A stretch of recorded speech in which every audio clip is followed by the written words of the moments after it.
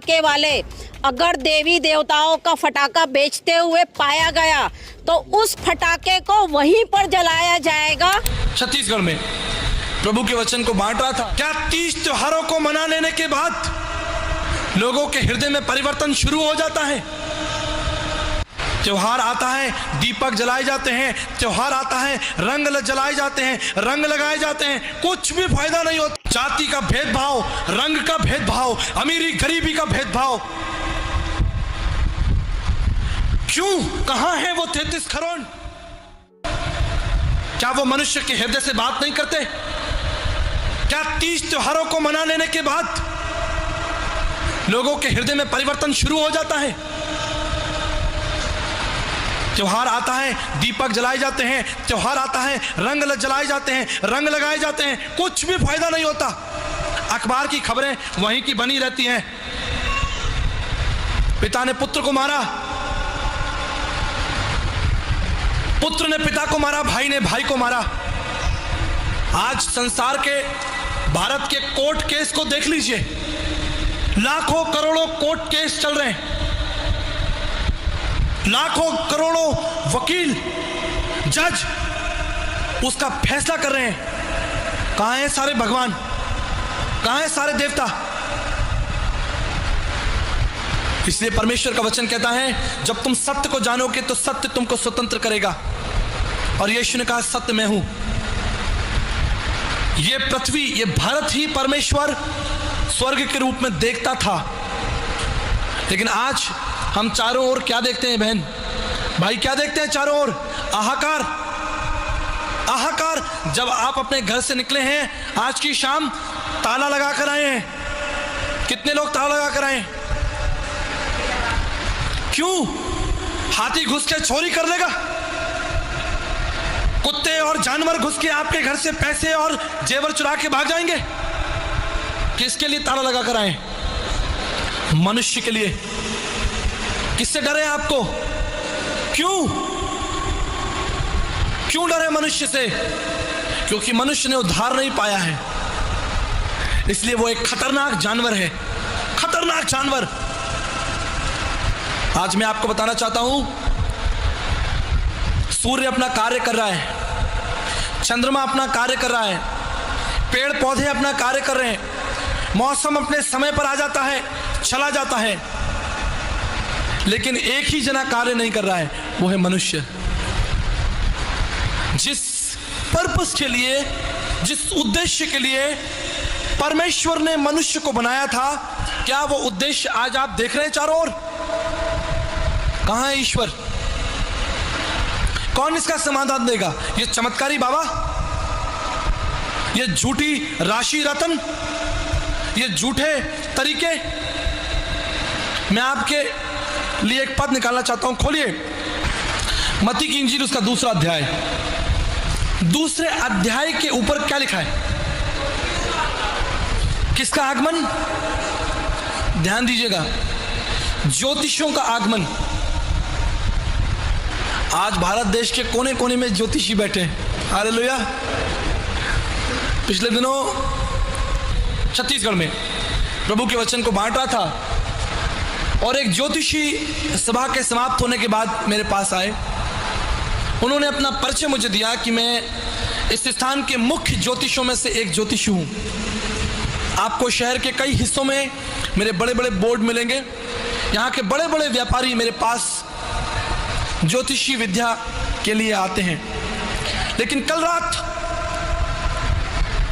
आप पवित्र बाइबल में से परमेश्वर के विषय में बता रहे थे, वेदों और शास्त्रों में से बता रहे थे।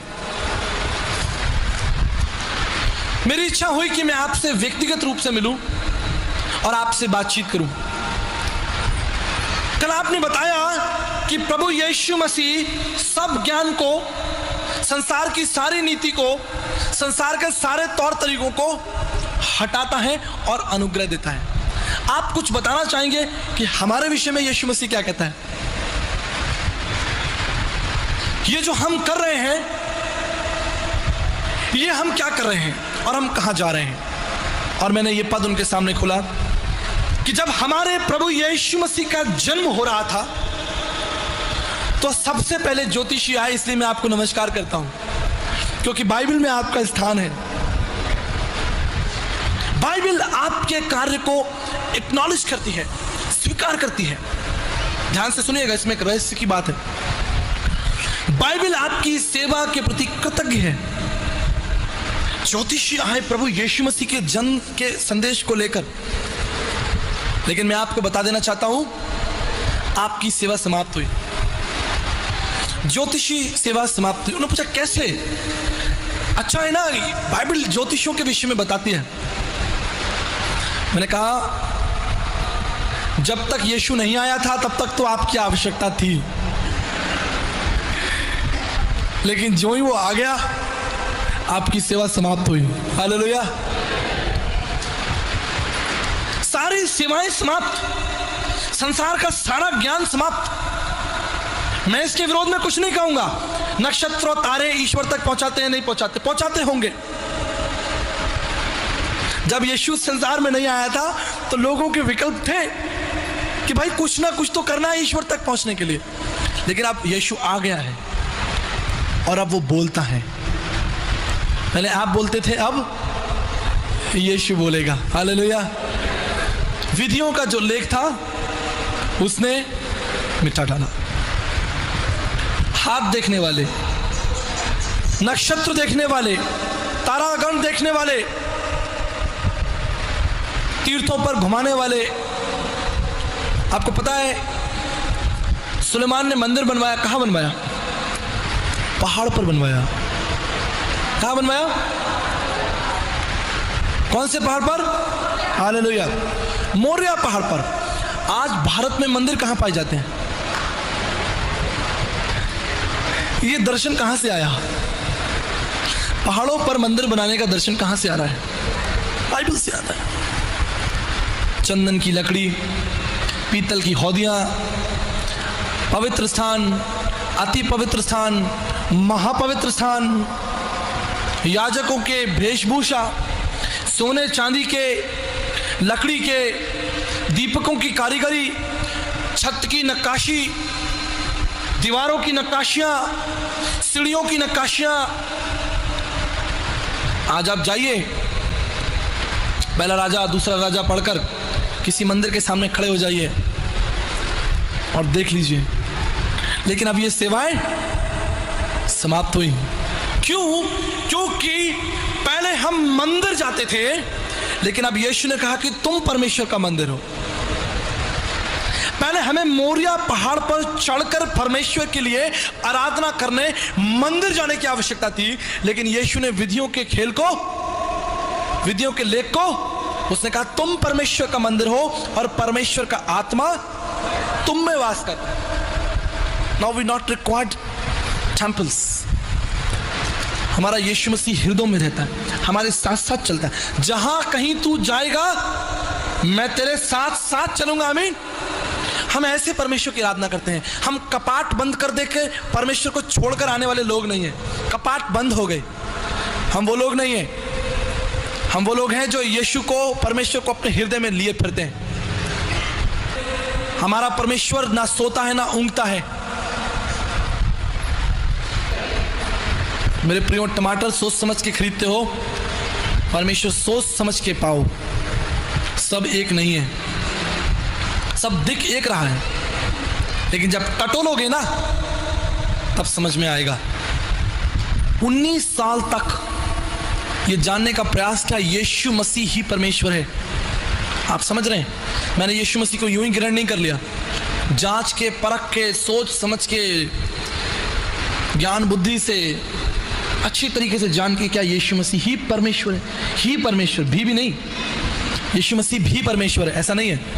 I am the way, I am the truth and I am the life. मार्ग, सत्य और जीवन मैं ही हूं, दूसरा कोई मार्ग नहीं है। तुम्हें विधिवंती मृत्यु में नान्य पंथा विद्यते यनान श्वेताश्वर उपनिषद 3:8 में लिखा है, उस परमेश्वर को जानो, वो तुम्हारे जीवन को बदल देगा।